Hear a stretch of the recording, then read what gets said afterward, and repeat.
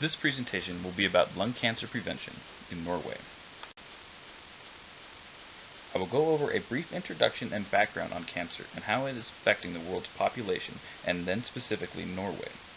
I will then go over a historical context of lung cancer and the behaviors and exposures that are associated with this diagnosis. The health disparities in Norway and the Norwegian healthcare system will be talked about. I'll finish with some recommendations for treating and screening for lung cancer, and finish with a recap of the presentation.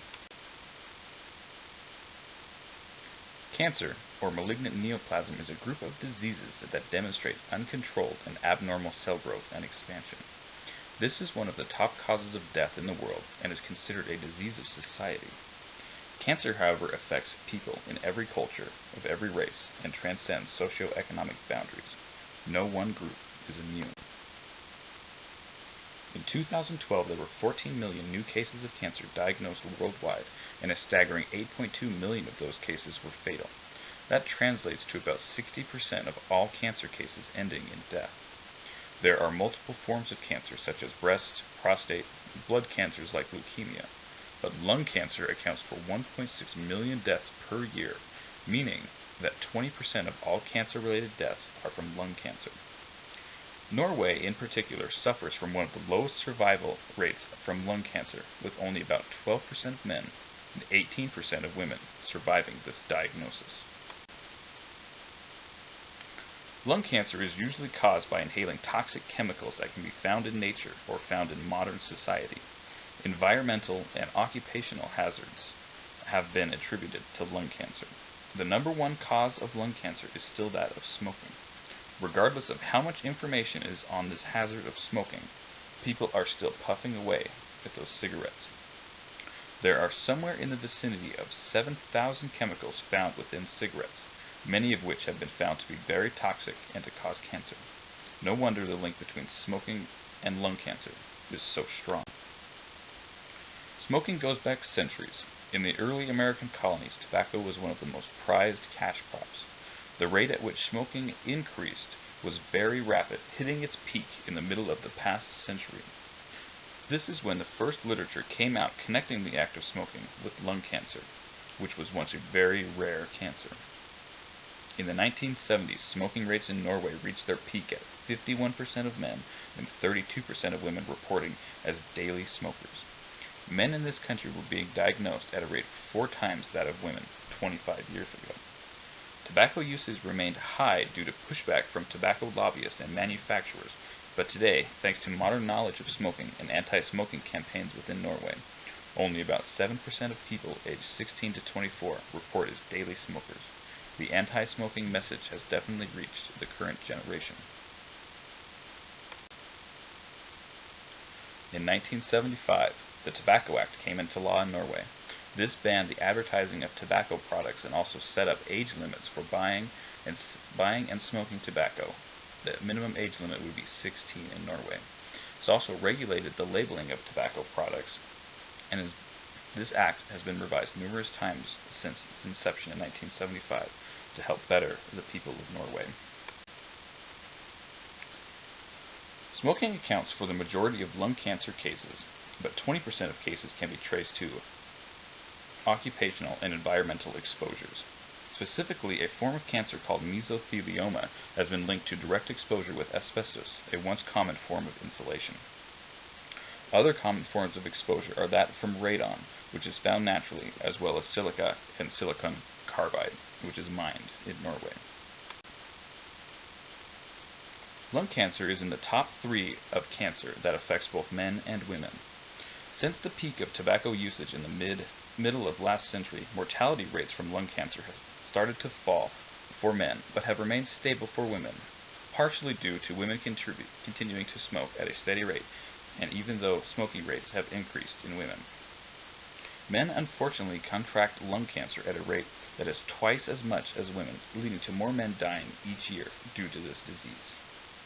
80% of all lung cancers in men and 50% of all lung cancers in women can be traced back to their smoking habits, usually from people smoking on a daily basis. While smoking is the single greatest factor contributing to lung cancer, another factor that is that of low education level. People in Norway with a low to no education were found to have a higher rate of smoking and a higher rate of lung cancer when compared to those with a higher education. This social inequality needs to be dealt with in order to better all of Norway.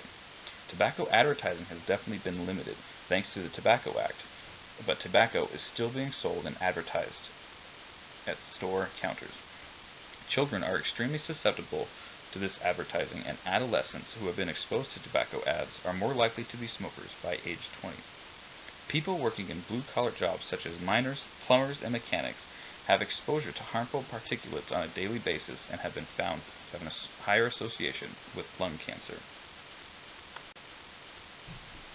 The healthcare system in Norway is one of the best systems in the world. They enjoy a universal care system that is funded by general taxation, and every citizen is covered for primary care. This is an emphasis for the system: prevention. It saves the country a good deal of money each year if they can stop disease before it starts. Lung cancer, in particular, is a very preventable disease and very treatable if caught early. There are numerous programs in Norway that help screen and treat this condition. The National Program for Personalized Cancer Med and the Cancer Registry of Norway help the people by educating them on how to prevent lung cancer and what they do to treat it. The Directorate of Health, who oversees the Norwegian system, has implemented many campaigns to help create a smoke-free Norway.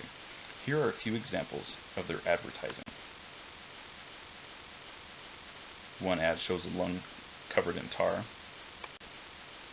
The other ad here: "Welcome to Norway. The only thing we smoke here is salmon." Current screening procedures in Norway usually include a standard chest X-ray and blood test to help diagnose the condition. Treatments covered under the national healthcare system usually include chemotherapies, radiotherapies, and resectionable surgeries. The downside of the current system is that the current X-rays used for diagnosing only catch about 20% of lung cancer cases in their early treatable stages. Equally, all of the lung cancers that should be operated on, only about 17% actually get resectionable surgery. What can we do for Norway? Norway has one of the best healthcare systems in the world, and they are doing much better than many other countries when it comes to treating lung cancer. The current generation has a very low rate of daily smokers, but that rate can still be decreased to the ideal rate of 0. The amount of smoking cessation programs can be increased within Norway to better the people. More time and money should be continued to be used to provide the population with many chances to break the nasty habit of smoking. Physicians need to have more incentive to teach their patients about the harms of tobacco and to increase the likelihood that their patients will remain non-smokers. These programs need to be implemented early in the health system and be taught to children as soon as possible, and every opportunity to teach the population about the harms of smoking should be taken. Bans on tobacco advertising has been made in great strides, but there can still be more done to limit the exposure to tobacco. For screening procedures, the standard chest X-ray needs to be removed in favor of a CT scan. This will find more cases of lung cancer yearly and help diagnose early cases to get people into treatment sooner, eliminating the need for long-term care. The National Cancer Registry has done good work in cataloging cases of cancer within Norway, but many potential surgery candidates get missed. Proper investigational efforts need to be made into all cases of lung cancer to make sure that every patient is getting the care that they deserve and need. For people working in careers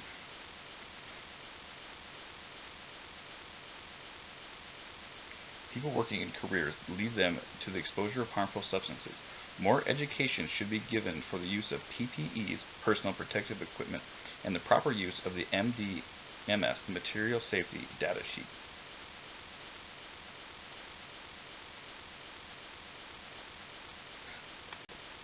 Recap this procedure. Lung cancer remains very preventable, and more effort should be made to eliminate every aspect of smoking from society. When a person stops smoking, their risk of developing lung cancer is cut in half.